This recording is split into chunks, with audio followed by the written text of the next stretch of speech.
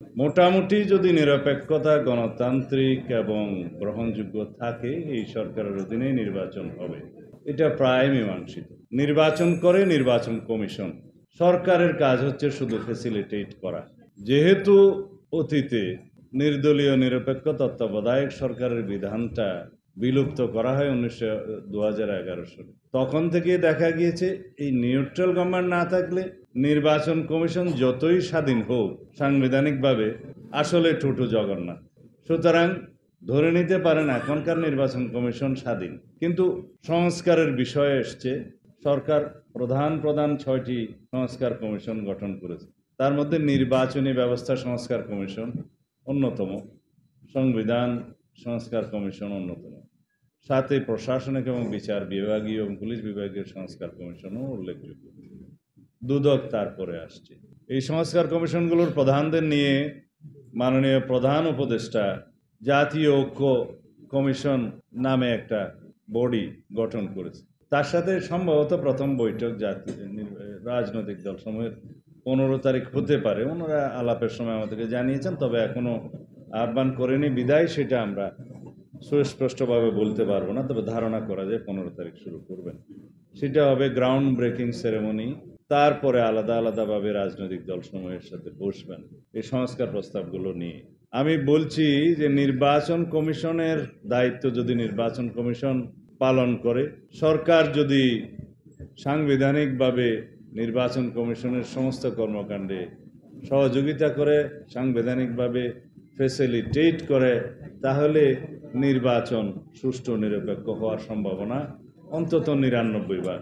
এই বিষয়গুলো মীমাংসিত এই অন্তর্বর্তীকালীন সরকারের অধীনে এবং বর্তমান নবগঠিত নির্বাচন কমিশনের অধীনেই আগামী সুষ্ঠু নিরপেক্ষ নির্বাচন হবে বলে আমরা বিশ্বাস করি। সেই নির্বাচনের রোডম্যাপ প্রদানের জন্য আমরা বারবার কথা বলছিলাম। গত কয়েকদিন আগেও সরকারের উচ্চ পর্যায়ে মাননীয় প্রধান উপদেষ্টার সাথে আমরা কথা বলেছি। তিনি মোটামুটি আশ্বাস দিয়েছেন যে নির্বাচন ডিসেম্বরের মধ্যেই করার জন্য আমরা সমস্ত আয়োজন করছি। নির্বাচন কমিশনের সাথে আমরা দেখা করতে গিয়েছিলাম, তাদের প্রস্তুতি সম্পর্কে আমরা জেনেছি। আইন হচ্ছে জানুয়ারির 2 তারিখ প্রতি বছর ভোটার তালিকা আপডেট হয়, মার্চের 2 তারিখ সেটা আরো রিফাইন্ড হয়, এরপরে আরো কিছু শুনানির প্রক্রিয়া থাকে, সেটা মে মাসের মধ্যে সমাপ্ত হয়। বলছেন জুনের মাঝামাঝি মোটামুটি নির্বাচনী এই ভোটার তালিকা সংক্রান্ত অন্যান্য কর্ম আমাদের সমাপ্ত হয়ে যাবে।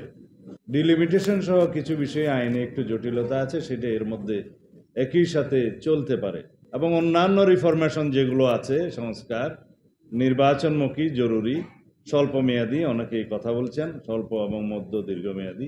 এই স্বল্প মেয়াদী সমস্ত সংস্কারগুলো করে আমরা হিসাব করে দেখেছি এটা খুব বেশি হলে মে জুন পর্যন্ত সময় লাগে। তাহলে এরপরে ইমিডিয়েট নির্বাচন নয় কেন? সবাই বলছে বর্ষাকালীন সময়ে নির্বাচন হয় না, অনেক বন্যা টন্যা হয় আমাদের দেশে। অবশ্য আমি প্রথমবার যখন নির্বাচিত হয়েছিলাম সে সময় জুনের 12 তারিখ ছিল 1996 সনে। বৃষ্টি গরমের মধ্যে অনেক কষ্ট হয়েছে, বাট নির্বাচন সুষ্ঠু হয়েছে। আজকে দেখি 30 বছর আগের কথা প্রায় বলছি। হতে পারে যদি বৃষ্টির মৌসুমে এই দক্ষিণ এশিয়া এবং পৃথিবীর সবচেয়ে উল্লেখযোগ্য ছাত্র গণ অভ্যুত্থান সংগঠিত হতে পারে, নির্বাচনও হতে পারে। তারপরেও সবার ঐক্যমতের ভিত্তিতে নির্বাচনের তারিখ হোক এবং সরকারও খুব সমস্ত প্রিপারেশন নিয়ে নির্বাচনের আয়োজন করুক, সেটা আমাদের সবার কাম্য। যদি ওনারা নির্বাচন ডিসেম্বরের ভিতরে দিতে চান, তাহলে আরো 3 মাস আগে তফসিল ঘোষণা করতে হয়, অন্তত পক্ষে চূড়ান্ত প্রস্তুতি নিতে হয় নির্বাচন কমিশন, সেটার একটা বিষয় আছে। এই হলো নির্বাচন। তা অনেকে বলবেন যে নির্বাচন করব, কেন করছে? নির্বাচন ছাড়া আর কি বলবো, আপনারাই বলে দিন।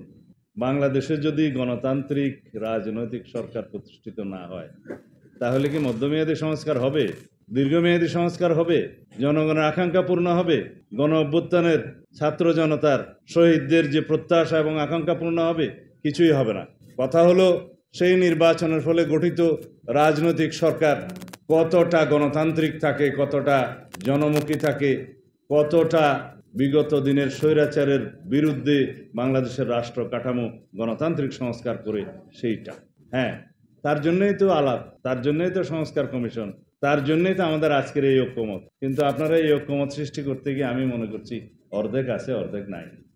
আমরা যারা আছি এর বাইরেও কিন্তু রাজনৈতিক দল আছে, এর বাইরেও সুধী সমাজ আছে, এর মধ্যেও সংস্কৃতি আছে, সামাজিক শক্তি আছে। সবাইকে নিয়ে ঐক্য করতে হবে, কাউকে আপনি বাদ দিতে পারবেন না। একটা বিষয় মনে রাখবেন, ফেসিবাদের বিরুদ্ধে যারাই অংশগ্রহণ করেছে সবাইকে মিলেই সেই জাতীয় ঐক্য টিকে রাখতে হবে। এখানে আমরা কেউ টুপিওয়ালা আছি, কেউ টুপিবিহীন আছি, কেউ অন্য কেউ আছি, কাউকে আপনি বাদ দিতে পারবেন। ফেসিবাদের বিরুদ্ধে যারাই সংগ্রাম লড়াই করেছে, গণতন্ত্রের স্বার্থে সবাইকে নিয়ে আমাদেরকে ঐক্য রাখতে হবে এবং এই ফেসিবাদ বিরোধী জাতীয় ঐক্যকেই রাজনৈতিক সংস্কৃতি হিসেবে আমাদের চর্চা করতে হবে আমাদের এই দেশের রাজনীতিতে। তাহলেই পরে ফেসিবাদের বিরুদ্ধে আদর্শিক আমাদের রাজনীতিটা প্রতিষ্ঠিত হবে। আমাদের রাজনৈতিক ফিলোসফি হবে এই দেশে যাতে আর কোনোদিন কনস্টিটিউশনাল ফোয়ারার, সাংবিধানিক ফোয়ারার এবং সংসদীয় এখন নায়কতন্ত্র প্রতিষ্ঠিত না হয়। সেটাই হবে আমাদের ঐক্যের মূল ভিত্তি।